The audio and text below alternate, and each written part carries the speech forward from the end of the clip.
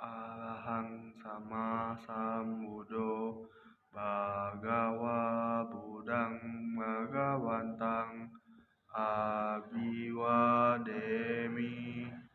Swakato Bhagawata Dhammo Dhammang Namassami Supatipanno Bhagavato Sawaka Sanggo Sanggang Namami.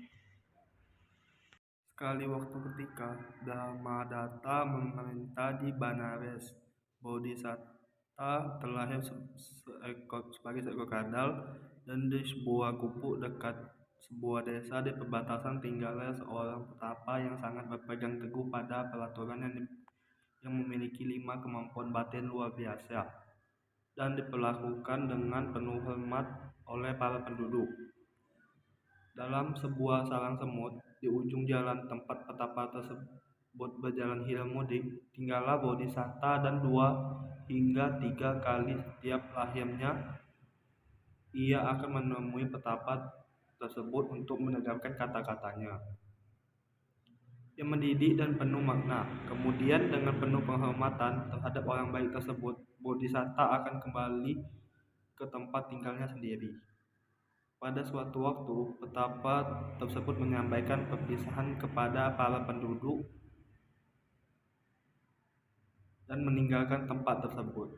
Sebagai penggantinya, datanglah seorang petapa lain, orang jahat, untuk menetap di pertapaan tersebut.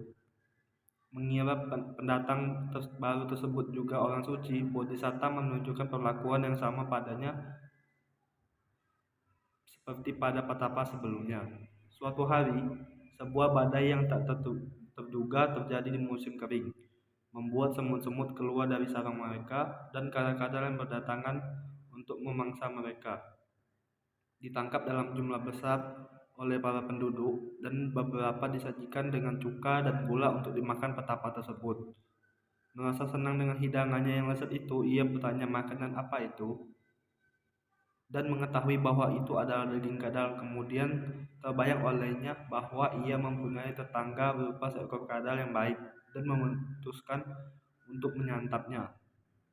Karenanya, ia menyediakan panci masak dan bumbu untuk disajikan dengan kadal tersebut, dan duduk di pintu dengan sebuah palu tersimpan di balik jubahnya, menunggu kedatangan Bodhisatta. Dengan suasana yang sengaja dibuat penuh kedamaian di sore hari, Bodhisatta datang, dan saat ia mendekat, ia melihat petapa itu tidak terlihat seperti biasanya, namun memberi pandangan yang padanya yang memperlihatkan nilai kurang baik. Mengendus angin yang berhembus ke arahnya dari tempat petapa tersebut, Bodhisatta mencium bau daging kadal. Seketika ia juga menyadari bagaimana rasa kadal telah membuat petapa tersebut ingin membunuhnya dengan sebuah palu dan menyantapnya. Maka ia kembali ke rumahnya tanpa mengunjungi petapa tersebut.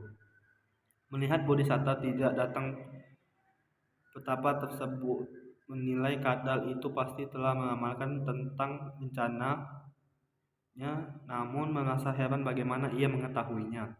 Memutuskan bahwa kadal itu tidak boleh lolos, ia menarik keluar palu dan melemparkannya, namun hanya mengenai ujung ekor kadal tersebut.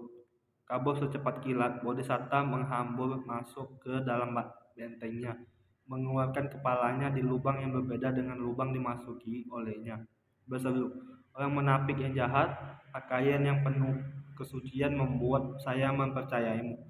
Namun sekarang saya mengetahui sifat dasarmu yang jahat. Apa yang dilakukan penjahat seperti dirimu dalam jumlah petapa?" Mencela petapa palsu tersebut, Bodhisatta mengucapkan syair berikut. "Dengan rambut kusut dan pakaian dari kulit kayu, mengapa menipu orang dengan kesucian petapa? Orang yang suci tanpa hati mereka di dalamnya dipenuhi oleh kekotoran yang keji." Dengan cara demikian, Bodhisatta membongkar kejahatan petapa tersebut. Kemudian ia kembali ke sarang semutnya, dan petapa jahat itu meninggalkan tempat tersebut. Setelah uraiannya berakhir, sang guru menjelaskan kelahiran tersebut dengan berkata, "Orang munafik ini adalah petapa jahat di masa itu. Sariputta adalah petapa baik yang tinggal di pertapaan tersebut. sebelum kedatangannya, dan saya sendiri adalah kadal tersebut.